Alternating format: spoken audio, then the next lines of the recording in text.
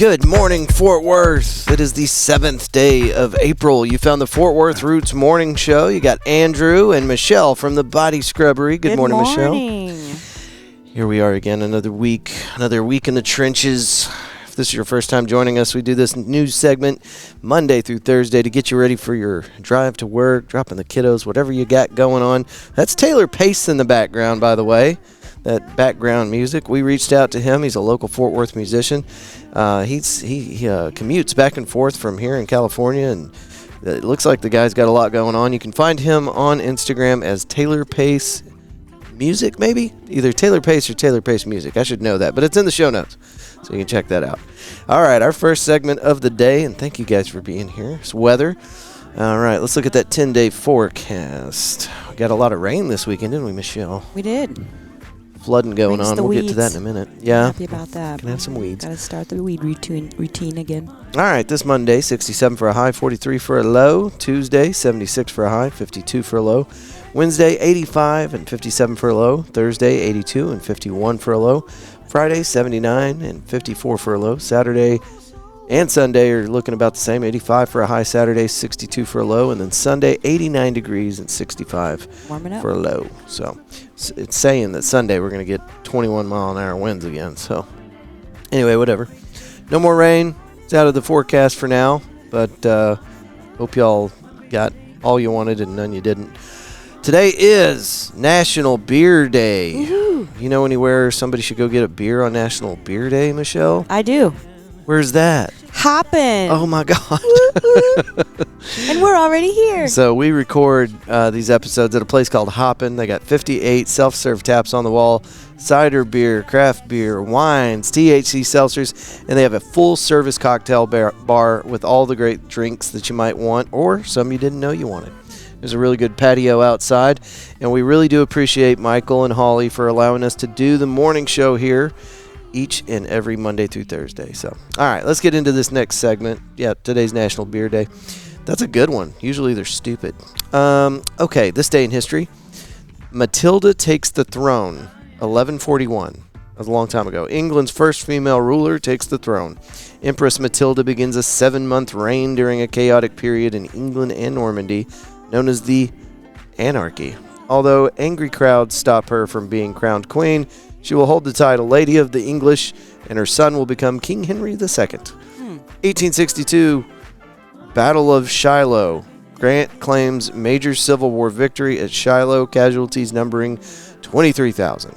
Results from 2 days of fighting. Wow. Ouch. That sounds busy. 23,000 people lost in 2 days. Yep.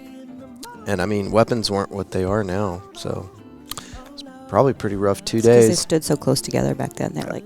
Yeah, you had to get pretty just close. Shooting, probably hitting something. Not until you see the whites of their eyes, Michelle. All right, onward. 1940 U.S. issues first stamp to honor an African. I don't know where I got that. Your accent? I like combined stamp and two. U.S. issues first stamp to honor an African-American educator, public speaker, presidential advisor, and one of the most influential black civil rights leaders in the post-Reconstruction South, Booker T. Washington, appears on a commemorative postage stamp issued 25 years after his death. 1994, this day in history, Rwanda genocide begins. In the aftermath of Rwanda civil war, conflicts in the African nation continue, reaching a flashpoint when ethnic Hutu forces kill Belgian peacekeepers. Did you see how I aced those words. Peacekeepers and launch a genocidal campaign against their neighbors. The Tutsi, roughly 800,000, will die in the largest genocide since World War II. Tense. Pretty wild. Still okay. happening. Here we go. Let's get into these local news stories. This one's local-ish. Rising river threatened South and Midwest after days-long torrent of rain.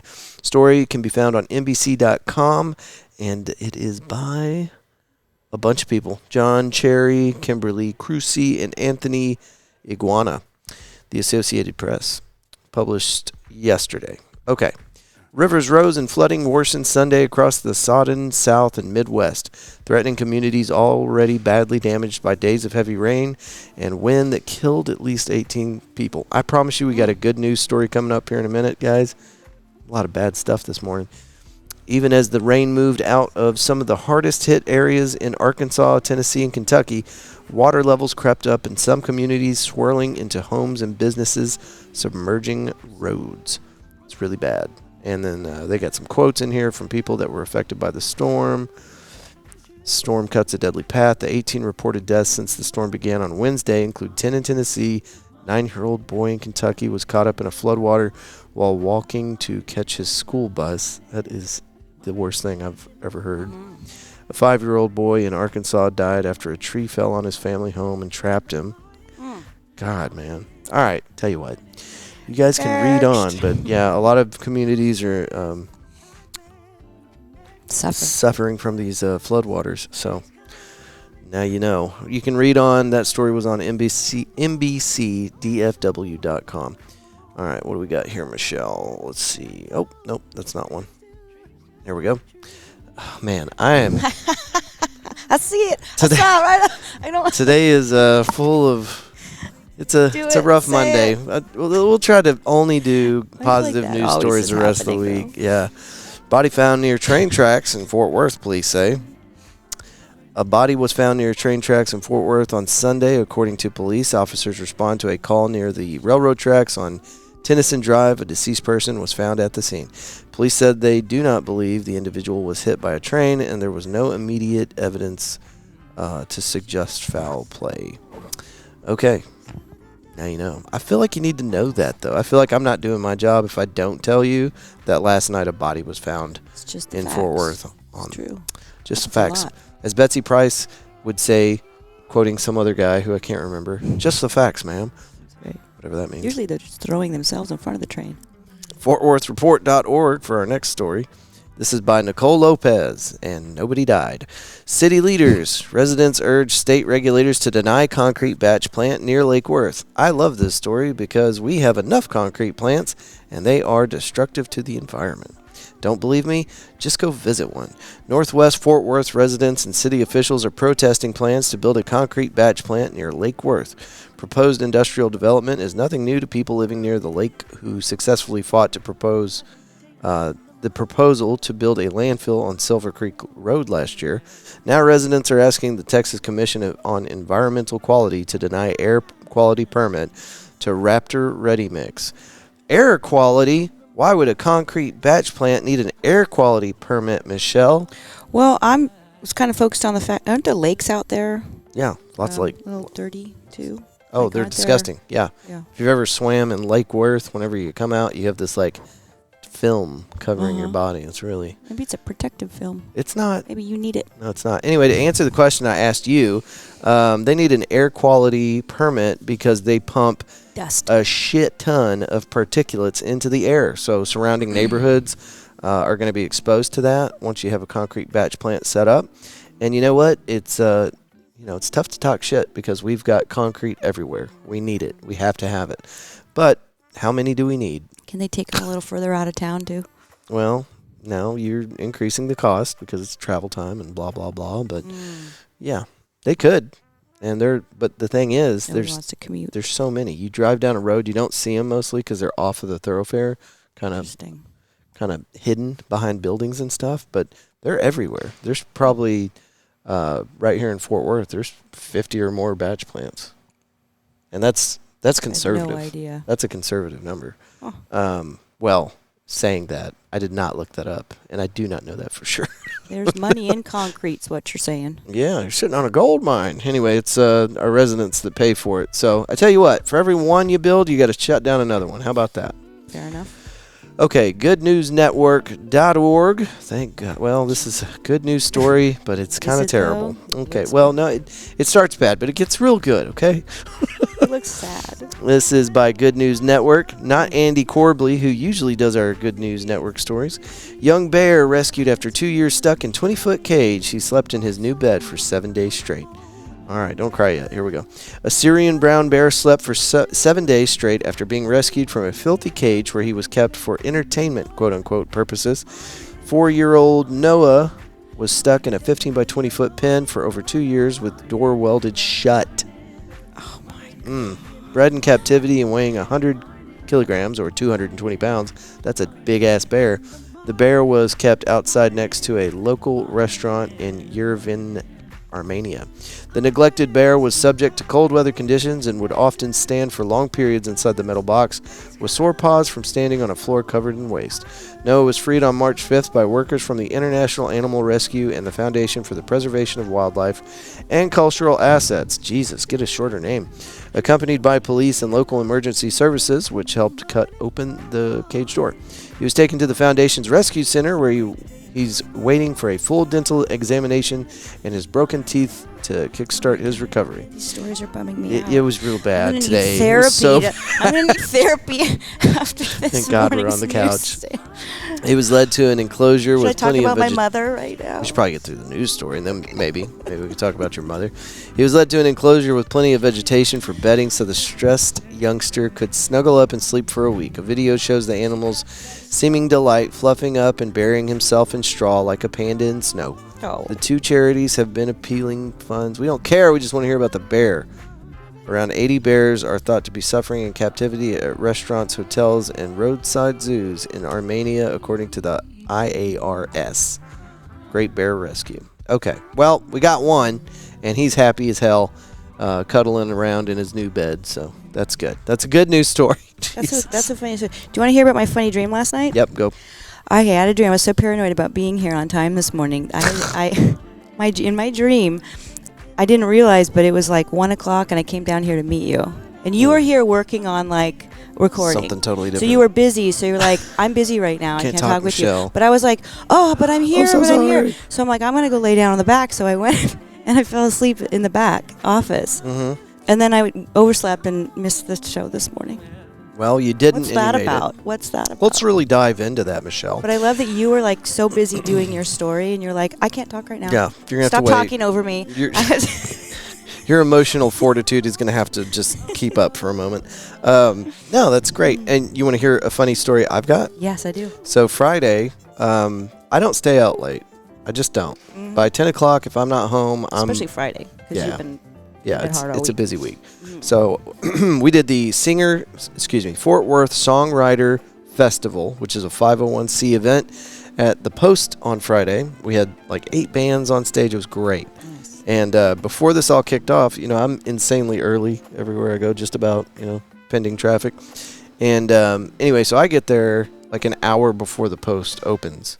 And then a friend of mine, I'll just leave his name out of it because I don't want people, he might not want me using his name. It's not like he did anything wrong. About the context. No. But I'm like, I got to get out of here. I got to go to the studio. I'm going to lay down for a minute. I've got 2 couches at the studio, and it's my nap spot sometimes. Mm-hmm. So I'm set up. I'm ready to go. And I'm like, all right, let me get out of here. And my buddy, he's like, I've got a crash pad in the van. I'm like, well, this is kind of weird, but... You know what? YOLO, man. Thank you. So I went back and I laid down in this van, and I'm like, man, I don't think I'm going to be able to.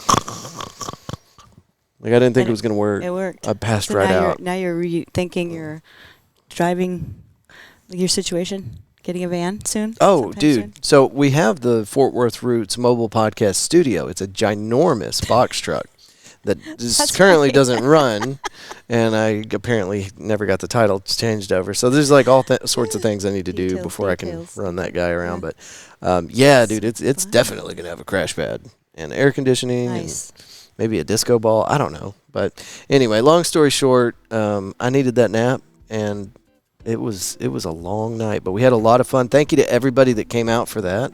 Our buddy Keegan McEnroe heading up that organization and was nice enough to let us come along for the ride and set up over there, and I got to call up some bands on stage. It was cool. So nice.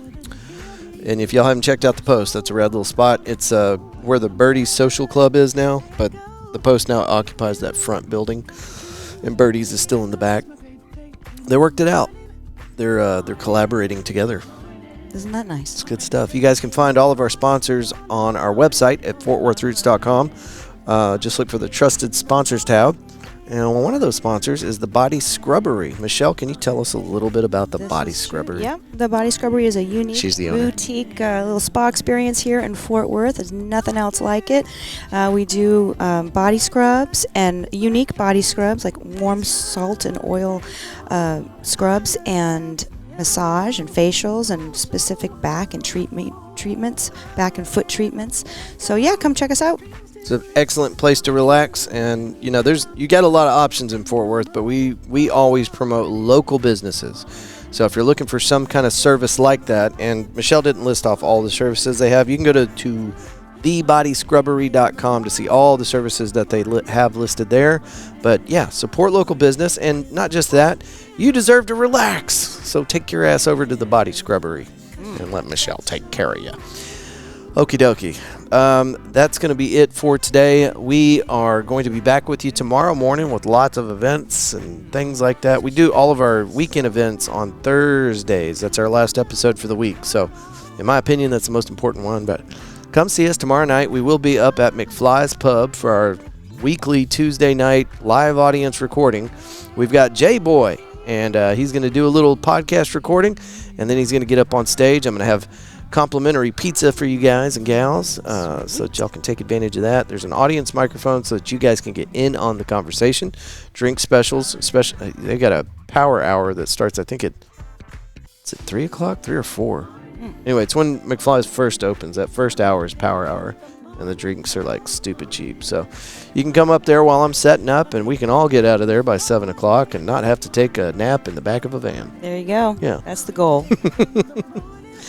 All right. I think that's it for today. Awesome. You got anything else you want to tell folks? I got nothing. Okay. We will be back with you tomorrow. Our co-host for Tuesdays is Dimitri King. He is the creator of a local business app. It's called Market Match, and he'll be on with us tomorrow. If y'all ever need to get a hold of Fort Worth Roots, or if you have an event coming up and you want us to play it on the show, you can email us, media@fortworthroots.com, and the best way is to take an audio recording of you talking about your event and sending it in to us. Please keep that thing under a minute. Cool. All right. Love you guys. Mean it. As you float through outer space on the back of a giant, majestic sea turtle, we hope that you will choose love and gratitude every chance you get. Till tomorrow, folks. Bye. Good day.